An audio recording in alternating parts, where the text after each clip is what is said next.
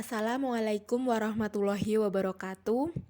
Selamat pagi Ibu Sri Susila Ningsih dan Bapak Muhfarisko Irfan selaku dosen pengampu mata kuliah Filsafat Ilmu serta teman-teman yang saya banggakan. Sebelumnya, perkenalkan nama saya Rizka Nida Husnawati dengan NIM 140141938 dari Rombel H angkatan 2019. Pada kesempatan kali ini, saya akan memaparkan materi tentang dimensi kajian filsafat ilmu. Tujuan pembelajaran kita pada pagi hari ini, yang pertama, mahasiswa dapat menjelaskan dimensi ontologi. Yang kedua, mahasiswa dapat menjelaskan dimensi epistemologi. Dan yang ketiga, mahasiswa dapat menjelaskan dimensi aksiologi. Materi yang akan kita bahas, yang pertama ada dimensi ontologi, yang kedua dimensi epistemologi, dan yang ketiga dimensi aksiologi. Materi yang pertama ada dimensi ontologi. Kata dimensi menunjukkan sudut pandang terhadap sesuatu. Sedangkan istilah ontologi berasal dari bahasa Yunani, yaitu dari kata onto dan logos. Kata onto berarti sesuatu yang benar-benar ada, sedangkan kata logos berarti ilmu atau teori. Ontologi seringkali disebut dengan metafisika atau disebut dengan proto-filsafat atau filsafat yang pertama. Ontologi menjadi pembahasan yang utama dalam bidang filsafat yang membahas tentang realitas. Realitas adalah kenyataan yang selanjutnya menjurus pada suatu kebenaran. Realitas dalam ontologi ini melahirkan pertanyaan-pertanyaan yang kritis. Jadi, ontologi merupakan ilmu yang membahas tentang hakikat dari segala sesuatu yang ada, baik itu berupa realitas fisik maupun metafisik. Objek kajian dimensi ontologi. Yang pertama ada objek formal. Objek formal meliputi hakikat seluruh realitas.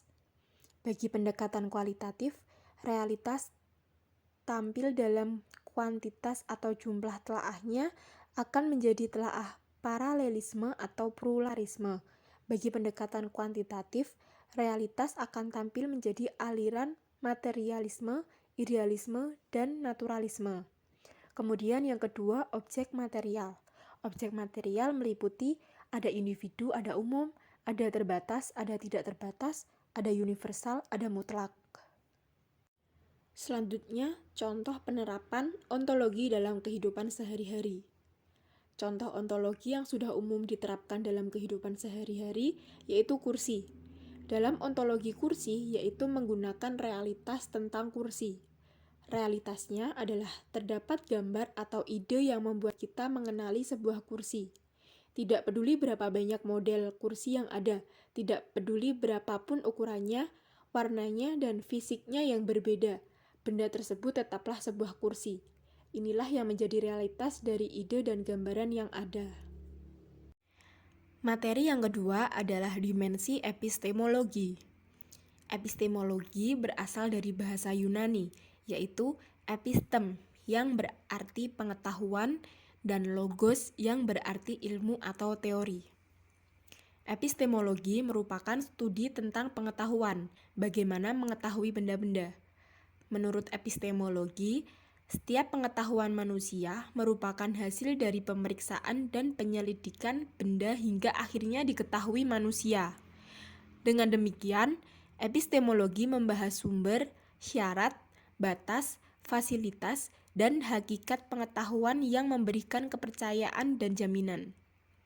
Jadi, epistemologi merupakan suatu ilmu yang mengkaji tentang sumber pengetahuan atau asal-muasal, metode, struktur, dan valid tidaknya suatu pengetahuan. Aliran-aliran dalam epistemologi. Secara garis besar terdapat dua aliran pokok dalam epistemologi, yaitu rasionalisme dan empirisme, yang pada akhirnya kemudian muncul beberapa aliran lainnya, misal kritisme, fenomenalisme, institusionisme, positivisme, dan lainnya. Selanjutnya adalah contoh epistemologi dalam kehidupan sehari-hari. Contohnya yang berhubungan dengan bagaimana kita mendapatkan ilmu pengetahuan, contohnya yaitu kursi. Pertanyaannya adalah, bagaimana kita bisa tahu bahwa benda tersebut adalah kursi?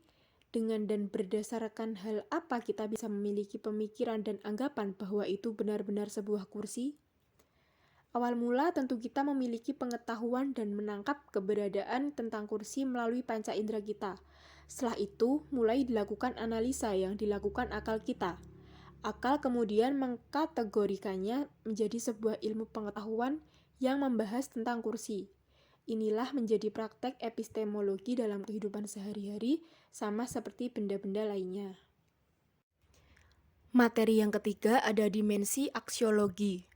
Secara etimologis, aksiologi berasal dari kata aksios yang berarti nilai dan kata logos yang berarti ilmu atau teori. Aksiologi sebagai ilmu teori tentang nilai membahas tentang hakikat nilai, sehingga disebut filsafat nilai. Aksiologi sebagai strategi untuk mengantisipasi perkembangan kehidupan manusia yang negatif, sehingga ilmu pengetahuan dan teknologi berjalan pada jalur kemanusiaan. Oleh karena itu, aksiologi bekerja menjaga dan memberikan arah agar proses keilmuan dapat menemukan kebenaran yang hakiki.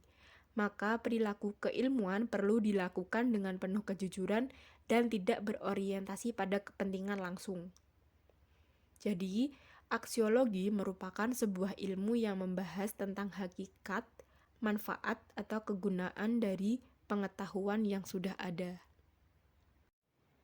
Teori aksiologi memiliki ranah di antaranya yaitu tentang etika dan estetika. Apabila kita sudah memahami dan mengetahui tentang suatu ilmu pengetahuan, kemudian dilanjutkan dengan kajian aksiologi. Aksiologi ini yang akan membahas tentang manfaat yang didapatkan dari ilmu pengetahuan tersebut yang didapatkan. Apakah ilmu pengetahuan tersebut dapat memberikan manfaat atau malah sebaliknya? Jadi, jika dikaitkan dengan dua contoh di atas, pada ontologi dan epistemologi, pengetahuan tentang kursi tersebut dapat memberikan manfaat di dalam kehidupan sehari-hari kita. Inilah contoh ontologi, epistemologi, dan aksiologi yang saling berhubungan dalam kehidupan sehari-hari. Sekian materi yang dapat saya paparkan. Terima kasih atas perhatiannya dan semoga bermanfaat. Selanjutnya, teman-teman dapat melakukan diskusi tentang bahan diskusi yang sudah saya sediakan. Bahan diskusinya adalah bagaimana keterkaitan pendidikan dengan ontologi, epistemologi, dan aksiologi. Silahkan teman-teman dapat menanggapi dan selamat berdiskusi. Saya Rizka Nida Ulusnawati pamit undur diri. Terima kasih. Wassalamualaikum warahmatullahi wabarakatuh.